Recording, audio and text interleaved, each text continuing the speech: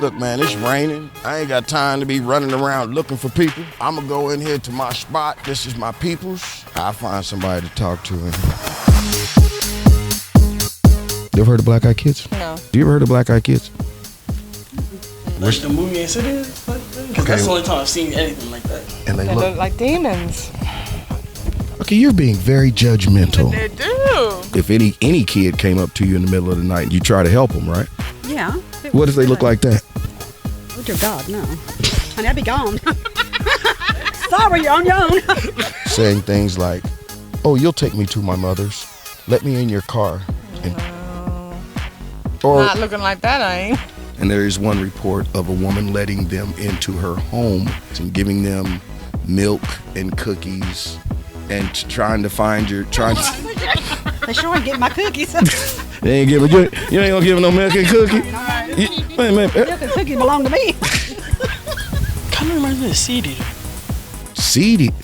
Seed Eater. A creepypasta. And they kind of, the story what you just said. Whoa. Kind of like a creepypasta. A creepy pasta? Yeah, okay, how you know about black-eyed children and don't know about creepypasta? Did he, because you said he would kidnap people, did he ever say, my mind's telling me no, but my body, I'm sorry. Something to say, you wanted to play, then come running my way and ruin G status is dead. No, ready to go, about to go in, you already know. Got my instructions, now give me your audience, hand me your mic and I'm ready to blow. One for the money, two for the show, three for everybody who encouraged me to go, get it.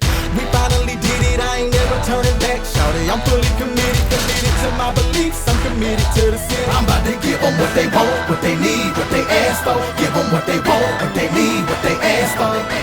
And now, from an underground bunker on an island in the middle of the Cumberland, it's the paragon of the paradox, the voice of the silence, America's favorite uncle, and the host of JimSpiracy, Jimmy Dodds. Give them what they want. What's up, man? How is everybody? Oh, man. Good to see everybody. I'm your host, James D. Dodds. Some folks call me America's favorite uncle, Uncle Jimmy. As my Hispanic friends say, Uncle Yimmy. Y'all know who I am, man. I'm that dude. I'm that humble servant of the Lord and Savior, Jesus Christ. How is everybody, man? Hey, man, y'all know how we start all these shows off, man. I start the show off by telling y'all God is good all the time, and y'all know good and well that God is good. Y'all know how it works. Hey, man, I tell you all the time, when he says, where two or more are gathered in my name, there am I. You know the rules. I'm here. You here. So that means he's here. So that means we need to be blessed. So you know what? Let's do this. Bam. Hey, man, how is everybody, man? I am truly happy to see y'all. I'm sometimes, man, I don't think we take time out enough to just say thank you. You know, sometimes they say we don't take time out to smell the roses. Well, sometimes when you got a nose as big as mine, you smell the roses, you might get a bumblebee up in it. But, you know, nonetheless, we need to take time out sometimes just to smell the roses. Sometimes we need to take time out just to say thank you.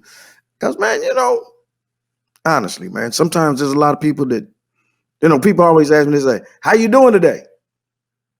I normally say something like, hard to complain when you wake up alive. And people laugh. They don't understand. I'm really being serious. It's really kind of hard to complain when you wake up alive. But sometimes you will have those days. And I've been having some of them days lately, as I'm sure some of you have. And that's why I want to keep doing this show. That's why, hey man, that's why I want to tell y'all, hey man, I understand. Uncle Jimmy gets it. I'm not an elitist. I'm a wannabe. And I can't be an elitist. I have a soul. Anyway, listen, I'm happy to see you all. I'm glad you're here. Hey, I'm truly I thank God for being here. And I'm sorry if that's a little cheesy, but let's get on with the business, man.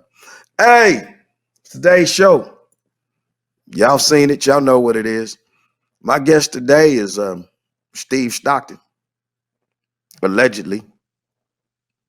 Y'all remember Steve? Steve from our previous episode where we talked about Riker Webb. Y'all remember Riker Webb? Come on now. Y'all remember him, the little kid that went from Opie to Chucky while being missing in the woods for 3 or 4 days? Okay. Steve's the host of Missing Persons Mysteries on YouTube. And he's the author of many books about the mysterious. Okay. I call Steve the voice. Steve is he's the new, remember what was Adam Walsh's dad's name?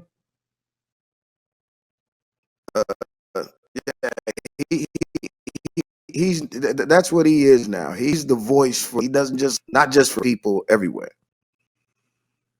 And today, remember when I had Steve on it before, he talked about the black-eyed kids. He said he had a black-eyed kid story. Well, we contacted Steve, and at that time, Steve was in Chicago. I believe it's where he was. He was somewhere. Said his schedule was full, but he said, Uncle Jimmy, you know what? I can fit you in, and we're going to talk about the black-eyed kids. Okay? That's what tonight's show's about. It's about the black-eyed kids.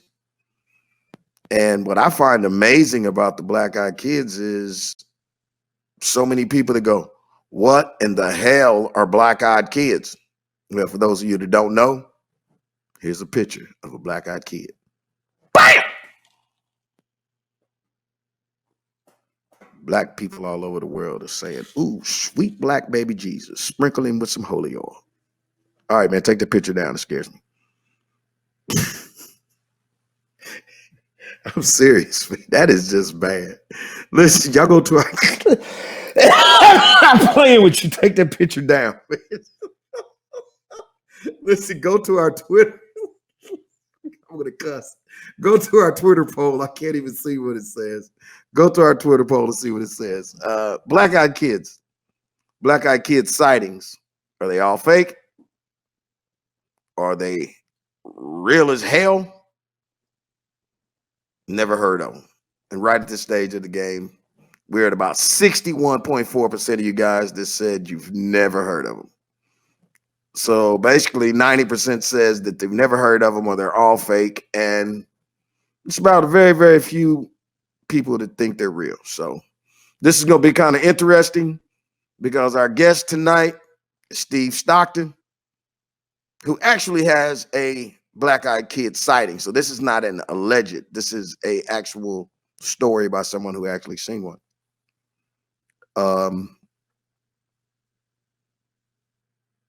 Is that good enough? We can go with that. Before we get to the BEK, before we get to that whole story, okay, I want to jump on a couple of headlines.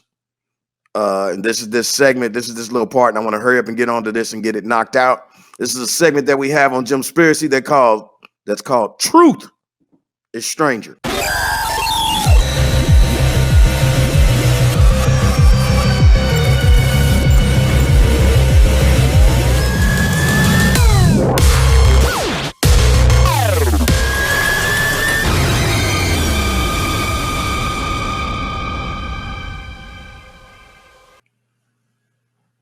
Welcome back. Glad you hung around with me for a minute. This section of the show is called Truth. Done got stranger than what's really going on. Hey man, there's some in the news this week in headline news. These aren't the top stories that everybody else is telling you. These are just stories that just caught my attention, okay? Here's one story that caught my attention. First story, and in no particular order. A Texas pedophile chugs liquid and dies in court. he chugs the liquid and dies in court as he's convicted. He didn't actually chug the liquid and die. Okay, that's why I read the story like, ooh, he chugged it and died. No, he chugged it while the verdict was being read. And he was found dead shortly thereafter in the cell. Okay. Now, before some of you say, oh, how'd that happen? Well, let's just say he wasn't in custody at the time and he showed up for court. And when he was found guilty and they read the verdict, he had a bottle of clear liquid with him and he did what they call take it to the head. He took it to the head and said, ah. Okay. See? So, you take that for whatever it's worth. Y'all know I've worked in law enforcement 17 years. This is what we call population control. Okay? This is what they call no harm, no foul. This is what grandma meant when she said that fair exchange ain't never robbery. This is what they mean when they say that the streets laugh last, okay? So, there you go. On to other stories. John Hinkley is in the news. John W. Hinkley Jr. Some of you might not know who John Hinkley Jr. is, especially you little youngsters, you little young Thundercats. John Hinkley is the dude who shot President Ronald Wilson Reagan in an attempted assassination in 1981. Now, he didn't just shoot the president just because. He shot the president of the United States in an attempt to impress Jodie Foster. And Jodie Foster, at that time, played a prostitute, or back then they called her a hooker or a streetwalker in the movie Taxi Driver. She played a teenage hooker. I believe she is like 14 years old. Okay. See, I keep on telling you, ain't nothing new under the sun. What y'all doing now done already been done. Hollywood had them pedos back then, man. Had them chomos back then, man, making big money off of them. And Hinkley, he's not just in the news because he shot Reagan.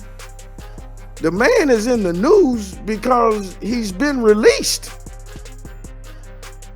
And it's not that he's been released and he wants to go off and act and wants to be quiet and just serve his time out in society. No.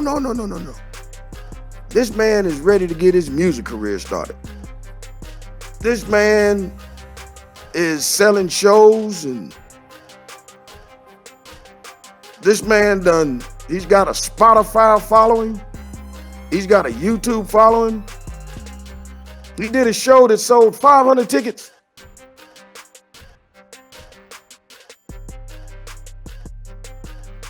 $500 tickets. Come on, man. And it ended up that they canceled it due to threats against the venue. Okay. Now let me just tell y'all something, man. Let me just be honest with y'all, man. Nah, because I know a lot of y'all, I know what y'all say. You've said it in the past. You say, there's no such thing as white privilege. Now, I'm gonna tell y'all something. Y'all don't know, but I'm bilingual. And I'm very, very well versed in Blaxican. Okay? And we have a word for this. We have a word for this, and it's called bullshitavos. Okay? That's what this word is. Okay? Because what this is white privilege at its finest. That's right. I said it. I'm sorry. This is white privilege at its finest. How the hell you gonna shoot the president of the United States and get released? Y'all get mad at people when they say, oh, anytime we have an encounter with the police, they shoot us. You shoot the president of the United States, you're supposed to get shot.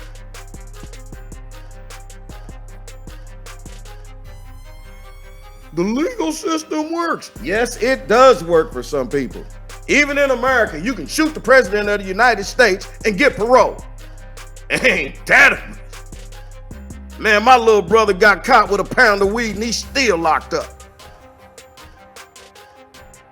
He doing almost 25 years. Man, I could never in my life shoot the president and live to tell about it. In other news, y'all remember last week, my guest, Father Ray here?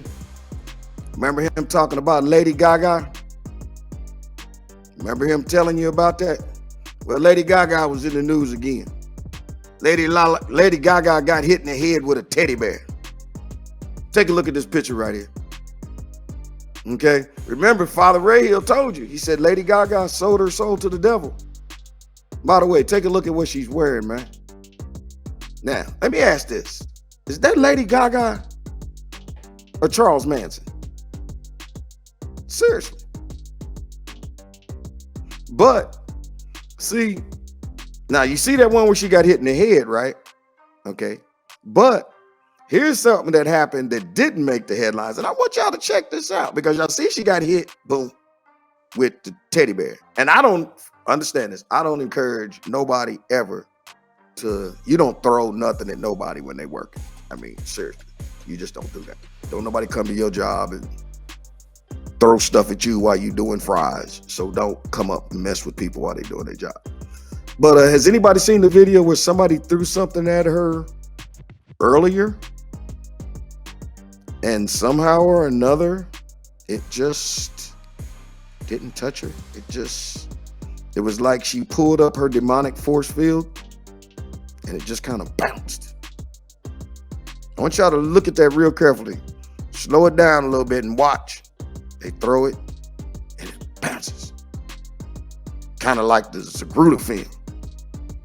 Throws it, bounces to the left. Goes, bounces to the left. All right. You know, some people might say that what actually happened there was that Lady Gaga might have just glitched out in front of your eyes. I know. That's another JimSpiracy. That's for another day. But that goes to show you, she called them demons up. She put that force field around her to stand guard. All right. Last but certainly not least, some good news for a change. And this right here, has anybody ever heard the name of Shannon Bream? Ever heard of her? She's a host on Fox. She has over a half a million followers. And she was just named as the new host of Fox News Sunday. She's becoming the first woman to anchor the program in its 26-year history. Okay. And I thought it was really interesting because after she got the job, she fired off a series of tweets to celebrate. And I just like to just throw these out here for you. She says, and I love this. She's talking, very first word is, y'all, I got fired from my first TV job by a man who told me that I was the worst person he'd ever seen on TV. He also told me I'd never make it in this business. She said I was humiliated. She said I cried a lot. I prayed a lot. She said that man did me a favor. She said I had much to learn as I spent months just trying to get anyone to return an email or a call. She said I watched tapes and got real with myself. She said there's always room for improvement. And believe me, I needed it. She said I got a healthy serving of humility. And I learned that God often allows us to walk through valleys for our own good. And that was also true when I spent years in chronic pain and was ultimately diagnosed with a genetic condition for which there was no cure. Stick with me for a minute here, y'all. She said that God walks with us through our deepest sorrows and celebrates with us on our mountaintops. Woo! She said God walks with us through our deepest sorrow and celebrates with us on our mountaintops. She says our circumstances may change. Hallelujah. But he never will. She said, I'm feeling especially grateful for that this week. I can't wait to start my new adventure on Fox News Sunday. Wow. Miss Shannon, congratulations. You are an example to Americans and people everywhere. You prove that hard work, perseverance, and a faith in God still pays off, no matter what man may say. Also, on that note, do me a favor. Before we go into this next part of the show, take a listen to my homeboy. He's a pastor by the name of Keon Henderson. Take a listen to what he has to say. That when you are really a blessing to somebody's life, they can act like they don't like you. They can act like they don't need you. They can act like you're insignificant, but what they don't understand is there is a cost to losing me. Oh, I dare you shout, there's a cost to losing me. Yes, I got a bad attitude and I got a bad temper, but baby, I got some anointing on my life. And when I'm in your life, everything multiplies. Do I have any anointed people in here say, I'm not perfect, but you mess around and lose me, you're going to lose something. Because what you didn't see is when I was in the bathroom, I was praying for you. What you didn't know is when I was washing dishes, I was interceding for you. What you didn't know is I was saying, God, don't let them get in a car accident. You've been rebuking devils. Do I have any anointed people? I'm not perfect, but you're going to lose something if you lose me. Woo! I'm not perfect. Whoa! But you're going to lose something if you lose me. Y'all don't understand. Hey, man, we're going to be right back. We're going to talk some black-eyed kids with Steve Stockton. Hallelujah. Come on, man.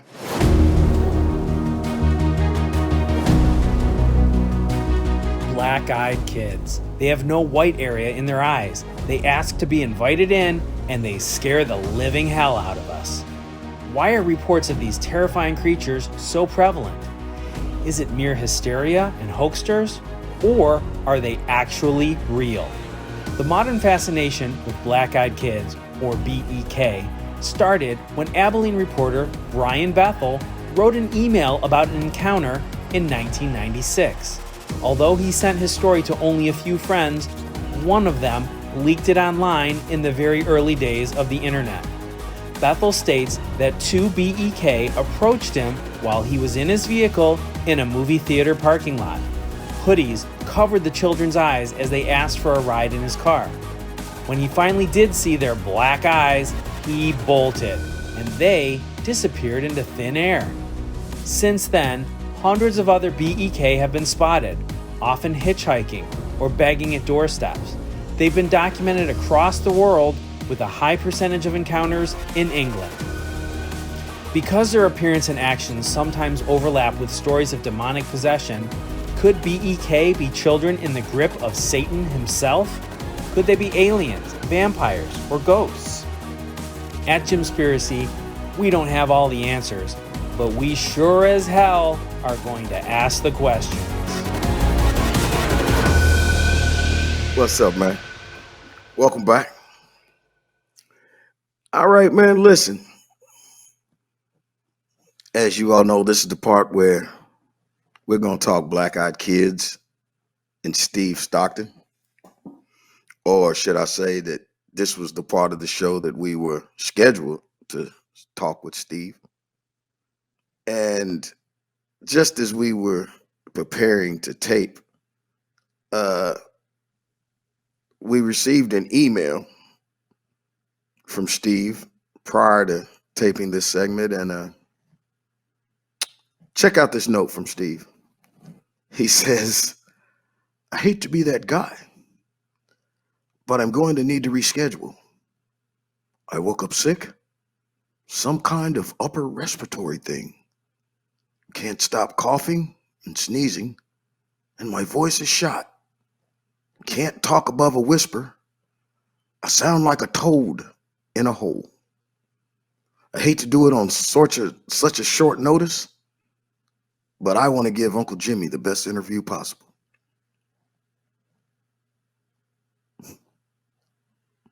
Okay.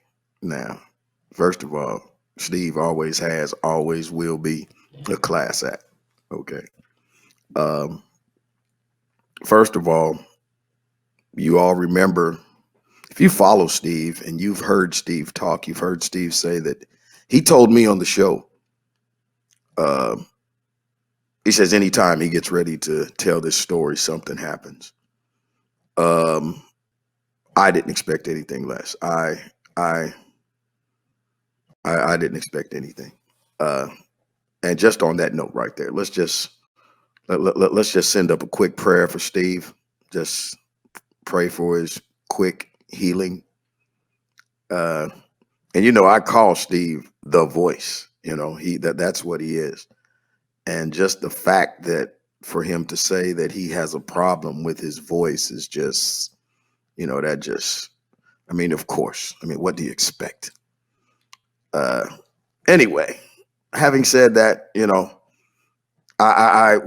I heard it that it was going to happen, I was just like, so what? I figured that.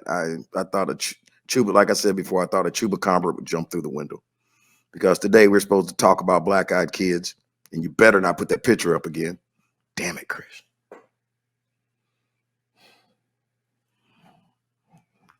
God.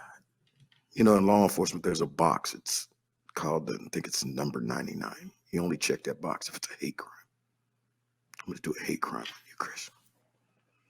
Also, here we go.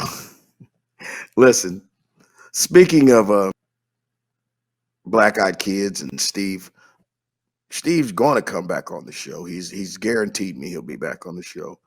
And he's going to come back on, and I'm going to have him share his Black-Eyed Kid story. Okay? And that's just that. We're going to hear this story. And for whatever reason that we keep having these problems, we'll deal with it when the time comes. But what Steve's story is real similar to the original BEK story. Okay, the original Black-Eyed Kid story. And that's the 1996 Abilene story.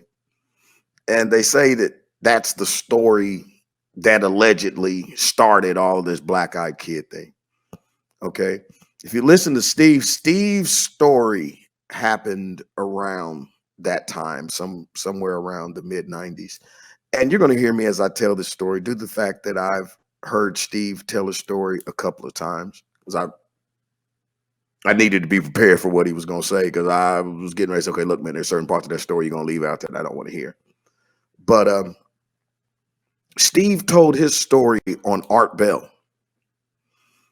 And Art Bell is probably the only guy that has a voice maybe better than Steve's. Art Bell was that guy. He is the dude. I listened to Art Bell. There are those of us that knows Art Bell coast to coast. We rode with Art in the middle of the night. Okay. But that was actually the first time that I heard of the BEKs from listening to on the Art Bell. But like I said, we're going to have him back on again to tell his story. And that's just good Lord willing, and the creek don't rise. You know. And I'm going to just go ahead and really quickly go through Steve's story. And I'm not going to try to tell the story, but I just want to go through Steve's story really quick, just, in case you guys don't know. First of all, let me give you a little bit. Okay. For those of you that don't know what a black-eyed kid is, a black-eyed kid is basically, whenever you hear the rumors, you hear the stories, they're always in twos. Damn it, Chris, stop it. They're always in twos. And whenever you see them, they're always hooded, and they can't speak very well. And most of the time, the stories you hear, they will either show up at your door, they'll ring your doorbell in the middle of the night, they'll knock on your door in the middle of the night, or they'll just appear in front of you outside your car, near your car, or something. These are all of the these are all of the same characteristics, attributes that are in these stories. Basically, anytime you hear a story about a black-eyed kid, and the thing that they always do, they need entrance. They need that they're going to ask you to let us in your house, let us in your car. And they always show up like in the middle of the night, just something crazy, just stupid, just everything that's wrong. And the real catch to it is that no matter what, don't let them in. Don't let them in your car. Don't let them in your house. You all could act like you think it's a game if you want to. Okay, just think it's a game. Think it's a joke. Don't let them in. Okay, now, there we go. I've said that. I put it out there. I'm done. Act like you think it's in a Ouija board if you want to. Okay, now, let's get on. Let's get on with Steve's story, okay? Steve's story. Excuse me. Steve's story, he talks about getting off from work, and I don't really remember even exactly what city or state he was in. And I'm not gonna try to say where he is, but he said he worked in IT. And oh, that's right, he did. He was in Tennessee. Okay. He was somewhere in East Tennessee, right? And he says it's like 2 a.m. and he's getting off from work. And he says that as he's loading up items into his car, he sees these 2 girls in a distance. And he said that there was one, I guess he said was maybe like 12 years old, maybe the other one was like maybe 8. And he said he could see that they had hoodies on. And even though it was from a distance, he said he was loading these items in his car. And his car, he said, was a Mazda Miata. Okay, now I think that's very important. Let's take a look for you young people that don't know what a Mazda Miata is. Take a look at this Mazda Miata. That's a Mazda Miata right there. Okay, and so he's loading items into this, and he's loading items into the trunk or whatever. And as you can see, he really don't have a lot of room to be putting anything out. If he's talking about he's loading items, where the hell he putting them at in the hubcaps? Because he ain't got enough room to put nothing. But nonetheless, he's loading these items in, and he sees the girls in there. I think he said they're like at the end of the building. But he said he could hear the older girl talking. And he said that he could hear the older girl saying to the younger girl, he'll give us a ride. He'll give us a ride. He'll take us to our mother, something to the effect of that. And I think that Steve said he continued to gather his items. Maybe he felt a little urgency, but he said when he looked up again, he noticed that the kids were closer. And I guess he could still hear the conversation upon what was going on as far as the older kids saying, he'll give us a ride, he'll let us in. But Steve said he wasn't talking to him, she was talking to the other one. And he said by this time he began to really feel fear. He said that you could feel the hairs on the back of his neck stand up. And I guess he was, at this time you realize, okay, they got this close. Now, if I look up again and these people are closer, now we're going to have a problem. And oh my God, what is that flashing behind me? And now, the hell is that, Chris? On the TV up there. That is weird. Okay, so listen, check this out now. Remember what I said. Steve said that he couldn't hear the kids talking to him, but he could hear the oldest kid talking. And he pretty much kept hearing the same thing. He'll let us in. He'll let us in the car. And I think by now, he's realizing like, okay, I'm hearing this, but I shouldn't be hearing this, but they're close enough. And he's hearing this and he can hear what's being said. And finally, now he's realizing that he has to make a rush to what he's doing, because now, and you heard him say it, that there is a fear, there's a chill that comes over you. And he talks about the fear that came over him. And I think the thing he said was he realized that he looked up, and as he looked up, they were right up on him. And he finally realized that they're standing like literally with arm's length of his car. Man, put that picture away. And if you look back at that car, notice he has a convertible. It's a convertible Miata. And he says that as the kid is like within arm's reach of him, and he just happens to look back. And he says as he looks back, that's when he got to look up under the hoodie. And that's when he saw the eyes of the kid. And, Steve talks about everything. Steve's seen everything. Will y'all please stop putting the picture up? Steve doesn't let a lot shake him. But for those of you that know Steve will tell you this is one of the few times in life that he's actually been positively terrified. And Steve goes on to say that he takes off. And Steve didn't take off and evidently drive down the road like he was supposed to. I think he says he took off and he drove through the lawn where he was. He took off straight across the grass. He didn't even try to. He hit the gas. He punched it. He didn't pass go, and he did not collect $200. Okay. That right there is Steve's story. And I know I didn't do that story any justice, but that's the story of the black-eyed kids.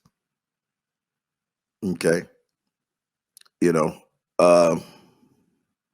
I wish Steve would have been here, because I had a plethora of questions for him. I was going to ask him, Steve, why didn't you talk to him? Steve, weren't you worried for the kids' welfare? It was 2:00 in the morning. And you have to keep in mind that back then, this was before the days of cell phones. So you couldn't have even called for help or whatever, Steve, I need you back on here again to give us your story. even though I don't know, man, as crazy as this day is gone, as crazy as this episode is gone, because it's just crazy. I don't understand it. Really quick, let me jump back on this, and I hope I at least done this story a little bit of justice, because there's some commonalities with this thing. Whenever you hear these stories, first of all, they need permission. They want in. They want in your car. They want in your house. They need permission. One of the questions I was going to ask Steve was, has he heard any stories of anyone ever letting the black-eyed kids in? And there are actually stories and reports of people who have allowed the black-eyed kids in. There's a story of a woman who did, and she actually fed them milk and cookies or something. And that was really a bad thing for her, because evidently her husband took ill, and maybe he might have even died shortly thereafter. Her husband took ill that night while the kids were there, when she offered them the milk and cookies or whatever, and they suddenly asked to go to the bathroom. The husband developed a headache, developed a bloody nose, and by that time, the power went out of the house.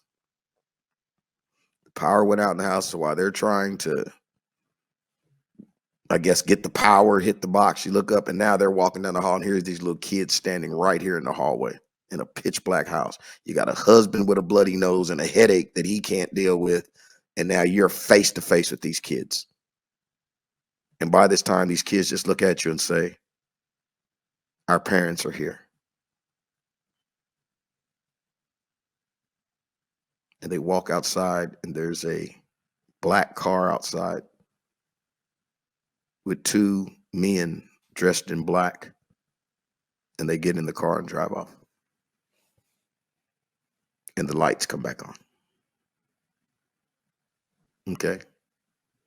And even with that family, I believe even afterwards, the lady became sick. I believe even the husband even died. There's always a story of, not always, but there's electronic surges, blackouts.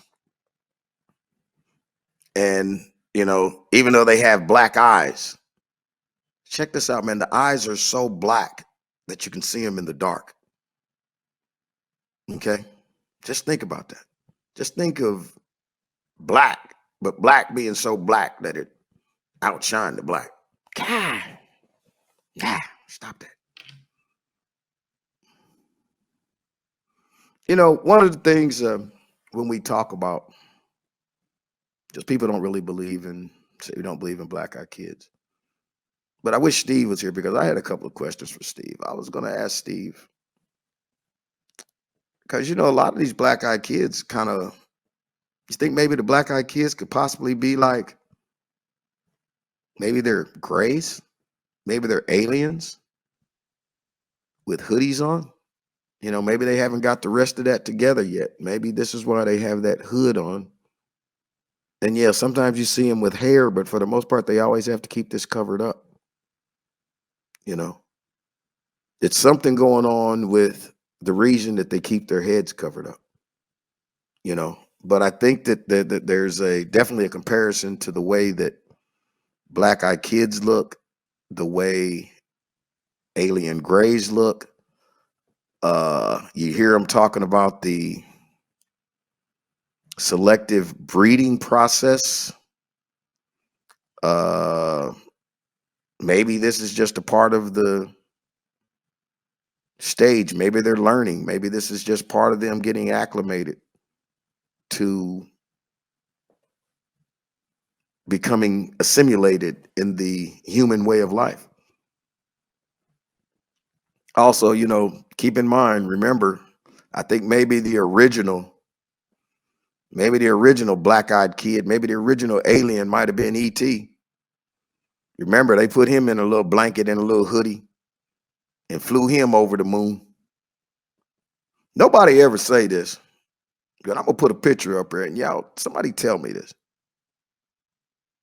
Does anybody ever realize that the Black Panther actually looks like an alien? The big old black eyes. I know. Uncle Jimmy, you need to stop it. Okay, I will. You ain't got to believe me. I'm gonna tell you what I'm gonna do. I'm gonna get me a cosigner. I'm gonna get me a witness. I'm gonna bring on somebody that's gonna co-sign.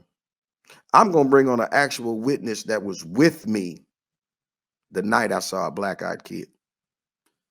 First of all, let me tell y'all something, man. We have had more problems in trying to get this show off than any show we have ever had. I mean, we have had one camera after another. We've had internet kickoff. We've had power surge. It's been crazy. And I don't see what's the big deal just for this little dumb story. I just don't understand this. But one of the things that was supposed to happen today, and I'm very serious, I was very happy about this because what was going to happen today was this was going to be the first time, and I really believe this is going to be one of the first times ever that you was going to have two people, and you was going to hear about two people giving you actual sightings of black-eyed kids. They're going to give you two actual black-eyed kid stories because Steve was going to tell you his. And remember, let me tell y'all this. When I asked Steve that question, I had no idea what his answer was going to be. I had no idea. Because most of the time, if you speak of that, people go, what the hell is that? And due to the fact that he not only said yes, but he said, I have a story. If you listen, I told him immediately, oh, I have a story too. Okay. Now, it's easy to say that. And people, they called wannabes, whatever, imposters, copycats. You're just saying that. Okay. All right. I do actually have a black-eyed kid story. And I actually have a witness to my black-eyed kid story. And I'm going to, before I even start this story, I'm going to bring on my co-witness to this story to help me set this story up. So let's get that witness in here to co-sign on this black-eyed kid story, if I may. And okay. First of all, good evening, young lady. Would you like to introduce yourself, please? Hi, my name is Leela. I'm his granddaughter. Yes, my granddaughter. Okay, so stop counting on your fingers. Stop. Y'all in my business. You trying to, wait a minute, hold, he had Jamil. Then he got that. Trust me, this is my grandbaby. This is Leela Sinai. His favorite. Leela is my grandbaby. That back in the day in Kansas City, I had this thing that I would do when I would pick up my boys. I pick up my boys and I would pick up my grandkids. So I'd pick up everybody and everybody would come to Poppy's house and we would spend all weekend at Poppy's house.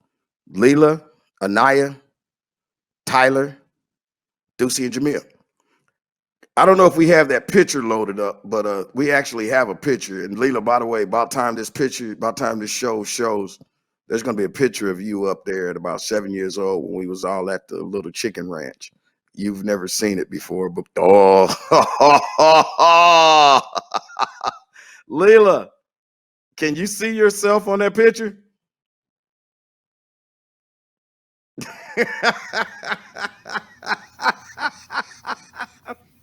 Did you see? Okay, that's how we used to do it. And we would all load up together. Am I right?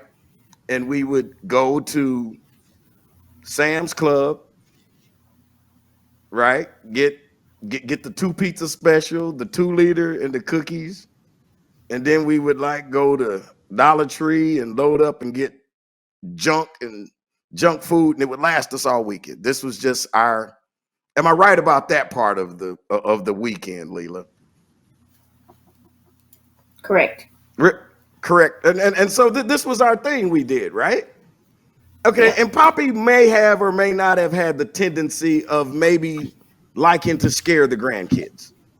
Allegedly. Okay. Am I correct at that? Allegedly. Poppy may have allegedly, because at some point or another, I may have jokingly joked about black-eyed kids. Okay? Or can you work with me, please? I may have allegedly joked about black-eyed kids. Okay. So at some point or another, if I'm not mistaken, it may have been what? It just may have been happened to be about. I don't like that look. Take that look off your face, Leela. Oh, sorry. It was about 12 o'clock at night. I don't know what time it was. And I think I came up with this great idea of let's go black-eyed kid hunting. And of course, Anaya, your older sister, my oldest grandchild, would not go. Of course, Jamil would not go. And I think Deucey may have somehow or another chickened out, but nonetheless, Leela went with me. Am I right, Leela? Sadly. Okay, why did you go with me? First of all, if I said we were going black-eyed kid hunting, why would you go? That was not the intention. That was not what was said, if I do remember. Okay. But bottom line was you left with me in the middle of the night. Okay, bottom line, you knew. Okay, nonetheless, Leela and I are riding in the middle of the night. And in the area in which we live, it's country back roads. It's country backwoods. And there's no cars back here in the backwoods. And Leela, you remember we were behind Washington High School on that little road back behind there. And so just as a joke, and I had actually jokingly said we were going black-eyed kid hunting. And I don't think that maybe Leela didn't hear it. And maybe that was why everybody else didn't go, but Leela somehow or another got stuck with going. And we were joking. Leela and I were riding in the back roads. And so just as a joke,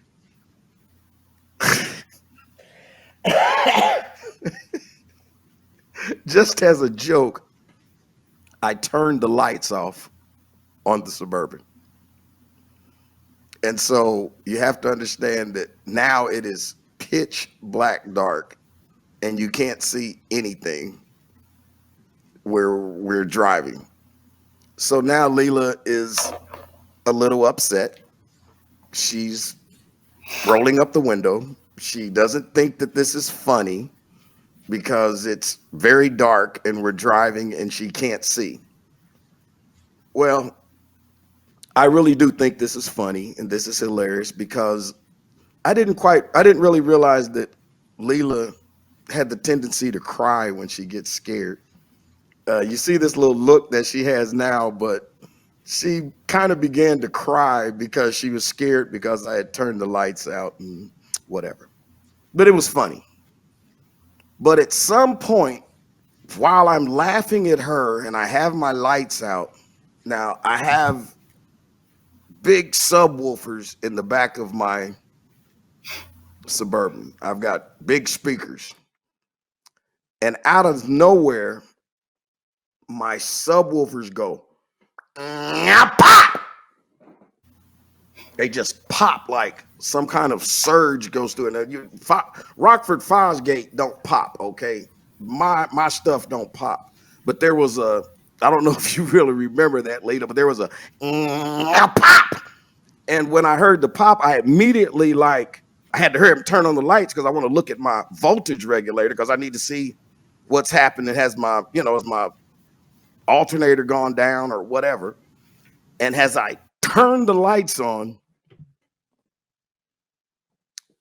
hey man, it was two kids, not exactly in the middle of the street, not completely in the middle of the street, but there was two kids out in the street. And I had to literally and straighten back up to avoid these kids that appeared out of nowhere. And people asked, well, what did they look like? They were white. They had on hoods. And I'm saying that's what I saw. People say, did you look at their eyes? And I say, hell no. Because I'm trained well enough that, because see, keep in mind, I'm laughing at Leila at this time. Leila, did you actually ever see, or you just saw the figure of the, No. what is your, No. what is I your didn't. take of the story, Leila? I mean, No. how much of this story am I telling that's true? It's all true, but on my side, I'll just say I didn't see anything. You didn't see anything. What? 2 people in the street. That's all I saw. You just saw some people. Wait a minute. The lights came on and there were people in the street. So that you did at least see the figure. That's all I'm asking. You don't like it when I tell this story, do you? You don't even like talking about this, do you? No. Why? Why? Who wants to talk about something that almost traumatized them as a child? But it's not true. Anybody that you ask, anybody that says black-eyed kids, they will tell you that's not really true. It's not true until you experience it.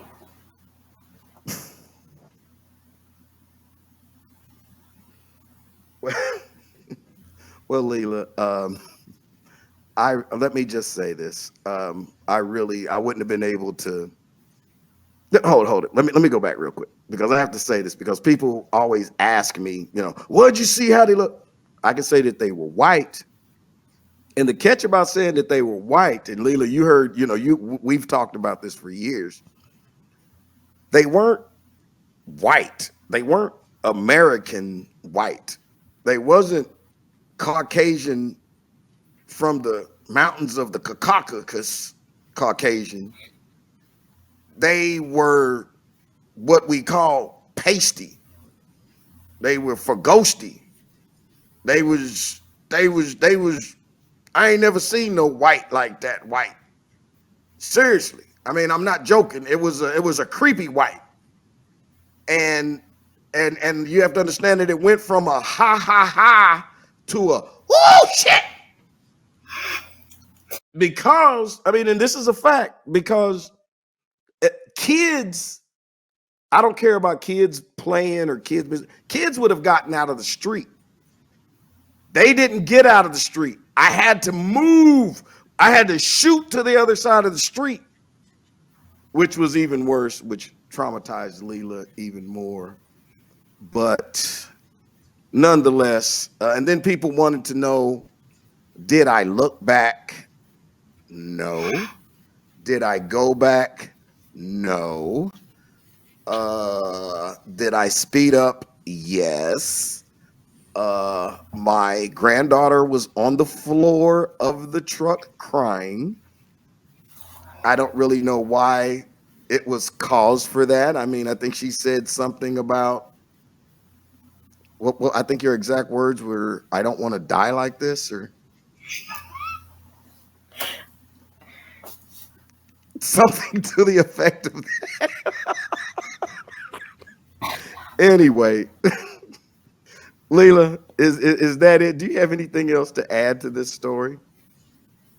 Yeah, actually. Yes, when you said that you didn't turn back, yes, you did. Yes, you did. You turned around and tried to see if they were still there. And when you turned around, they were gone. They were gone. I don't remember. Gone. Okay. Gone. Okay. I'm sorry. I'm going to stop laughing.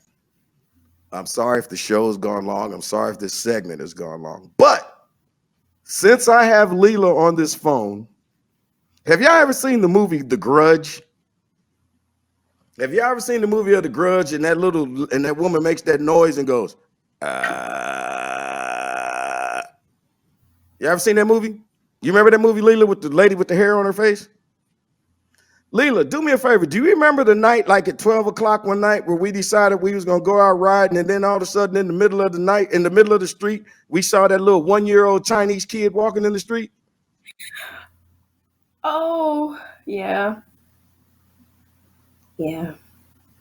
Leela, and actually, listen, y'all, there was a little baby walking in the street at like, what was it, like 11:30, 12 o'clock at night? Just a little baby.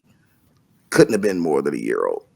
And the little baby didn't speak English. You could tell that it was a Vietnamese, Taiwanese, Chinese, or something, whatever.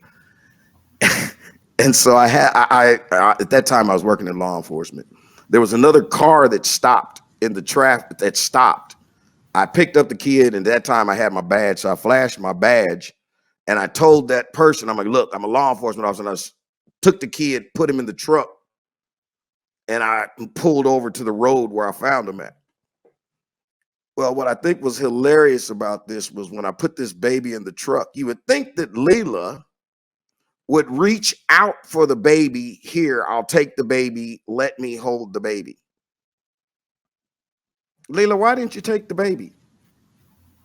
I didn't know whose baby that was. And what is that kid doing in the middle of the street almost at midnight? No.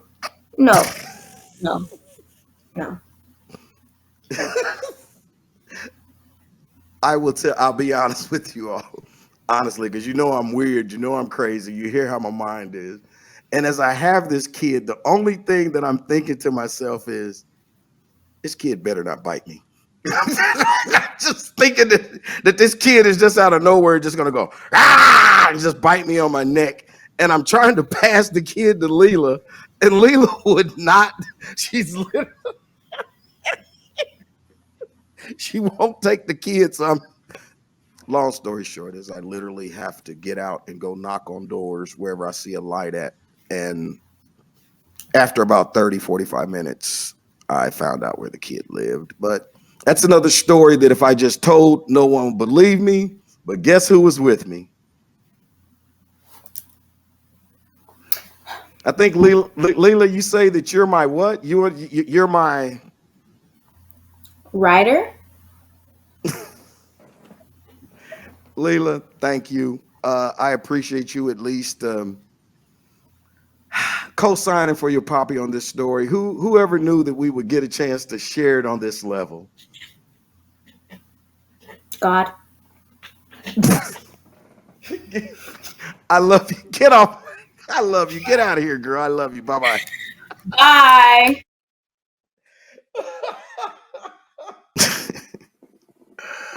Oh, man, that was amazing. Leela, thank you, sweetheart. Thank you for coming out here sharing that story with me. Let me tell y'all something. In case y'all haven't realized, seriously, and I'm very, very, very proud of my granddaughter because we don't play that stuff. Now, granted, yes, Poppy was playing, but we don't play that mess. And as you see, she really wanted no parts of that. She really wanted no parts of even coming. She seriously doesn't even like to bring it up. She doesn't bring it up to any of her friends, and we just don't play about that. Our people just don't play. You ain't never heard about a black-eyed kid. You ain't never heard about an Asian black-eyed kid. And it's a reason why black-eyed kids always approach white people. Okay? If you heard my story, they ass almost got ran over fooling with me. Man, could you imagine some black-eyed kids approaching a black person at a gas station? I don't give a damn how high gas is. I'm dousing them all with gas and throwing a match on them. It's just certain things we as black people don't play. We don't eat everybody's spaghetti. We will beat you half to death if you sweep our shoes with a broom. We don't put our purses on the floor. If you piss us off, we'll throw salt over on the ground over your shoulder when you leave. Hey, we just don't play, okay? All right, that's that. And don't be, and men, count your draws, because women will take and bury a pair of your drawers in the backyard and you can't leave the house. I'll be back with a Bible story on JimSpiracy.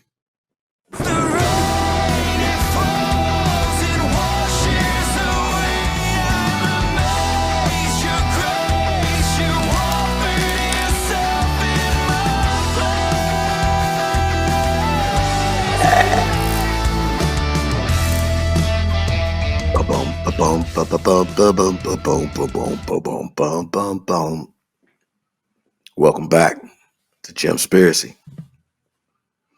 It's time for a Bible story. But before I do, let me do this right here. This is that part where, if I haven't thanked all of you all for tuning into this show, I want to thank you again. I want to thank you all for, I keep trying to cut the show down. The show is too long. I keep saying, cut that out, cut that out, cut that out. And the show is too long. Somebody told me, said, Jimmy Dodds, sit down watching your show is like going and watching a featured movie. And you ain't that good to keep nobody's attention that long. I don't think that, I'm probably not that good, but I disagree with the fact that Americans' attention span is so short that we can't just sit down and chomp it up for a minute. I refuse to believe that. Nonetheless, listen here. Before I get this Bible story, let me do something really quick, if I may, please. And I apologize if this gets under your nerves, but I need to do this. Hey, can I send out a shout out? Can I send a prayer up for Miss Christine Luke? Christine told me that she wasn't going to be able to watch the show tonight. So Donnie and everybody else y'all represent for her. She also said that somebody was going to be here. She was sending somebody here to watch the show for her. But Christine she says she's driving to Chicago. I think she says she's going to bury her mother. And I hope I said that right and I didn't just bury the wrong family member. But nonetheless, Christine, you're a member of the JimSpiracy family. And I want to just say that our prayers are with you. Also, real quick, I'm going to say a prayer for Danielle Cartrice. I saw on social media that she went for a simple outpatient procedure and ended up almost losing her life. Fact I'm saying to y'all, man, everybody's going through something. I want to say a special prayer for Mr. Eugene Dunn. Hey, man, I want y'all to check out this post from Eugene, okay? And I just want to throw this up here if y'all don't mind, man. He says that I've been in the hospital fighting for my life for the last week. I've been sick for over a month.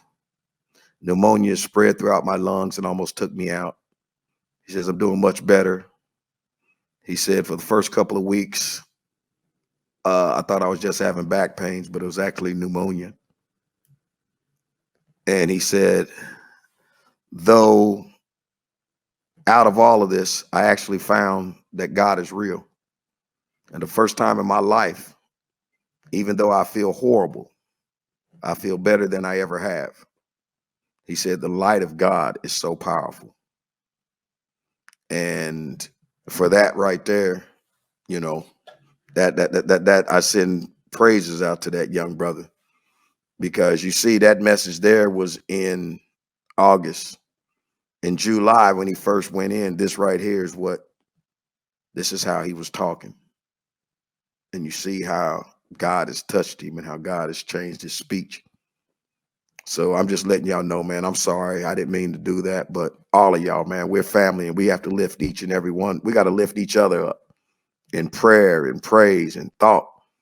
And this is what we going to do. This is our little group. So if you got something you need to, you want to be sent up, send me a little message or something, man. If you don't want me to put your name out there, I won't do it. But them people right there, I did it. And I'm sorry. Let's get on with the Bible story. All right. Hey, man, this Bible story today, it's a real simple Bible story. It's coming from Luke chapter 18. Okay. I like the book of Luke. Luke was cool, man, for real.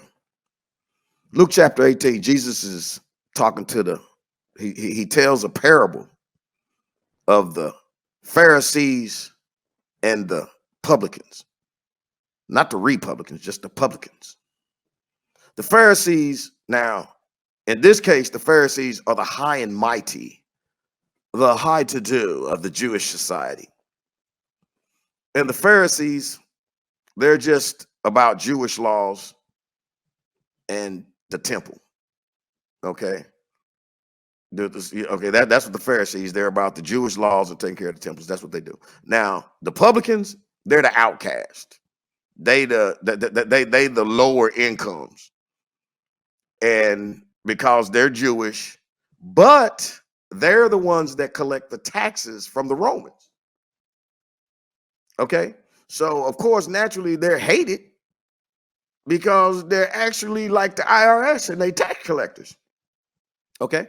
You following me? All right, so anyway, a Pharisees, back in these days, see, a Pharisee and a publican could go to the same temple and pray.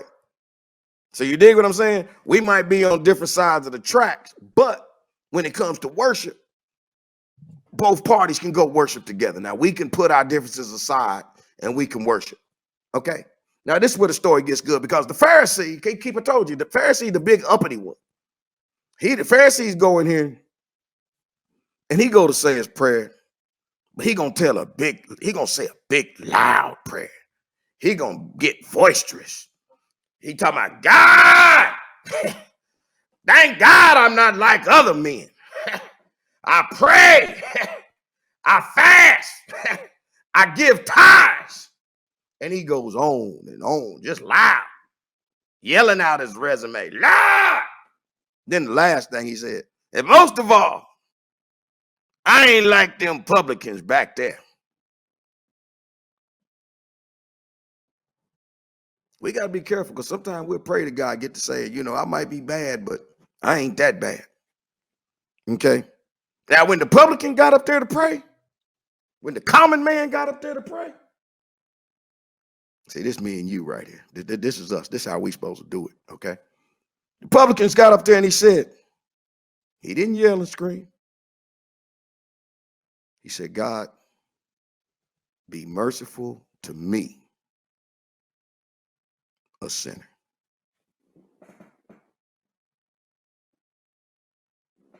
That's it. That's what he said. Didn't yell and scream. He said, God, be merciful to me, a sinner. Now, here's the parable of this story. And this is what Jesus said. Jesus said, he who raises himself, bro, ye shall be humbled. He who heaps his own praises, he who lifts himself up, shall be lowered. And Jesus said, he who humbles himself will be exalted. Hey, man, y'all didn't hear me. He said, he who is humble shall be exalted. God, be merciful to me, a sinner. And I just simply ask that may the Lord watch between me and thee while we are absent, one from the other. I'll see you next week on JimSpiracy. I'll holler. Give them what they want, what they need, what they ask for. Give them what they want, what they need, what they ask for. Yeah, are you not entertained? Ain't this what they tell you hustle for? I'm on my gladiator monologues, Russell Crowe. And honestly, I don't see what the fuss is for. You let your money blow and all we tryna do is sow it. Just so you know, this is Kingdom Biz. No Brooklyn Nets, I think we know who team this is. Come on, come all, and don't forget to bring the kids. And y'all gon' need a different planet just to dream this big. So bring your stacks to the table, and I'ma bring my faith. And at the end of the day, we gon' see who win in this race. And since God is the judge, he'll probably throw out my case. So do us a favor, get that look off your face. They be like, you spit that fire, got them industry rap. Why you doing that Christian rap? Nobody listen to that. And I reply with a sigh like I'm missing the fact. I'm trying to spread this holy gospel till my Savior get back. I'm going in one time. These record labels was all in my face, trying to forfeit my race. But still I'm going in one time, no matter the opposition I face. Staying true to my faith. I'm about to give them what they want, what they need, what they ask for. Give them what they want, what they need, what they ask for. Give them what they want, what they need, what they ask for. Give them what they want, what they need, what they ask for. Well, everything they offer, yeah, I'ma give it back. You can have it, crossing the world on my back, Mr. Atlas. I'm trying to get the people what they lacking. That's why I act a donkey on the track. Hit a passion, got something to say.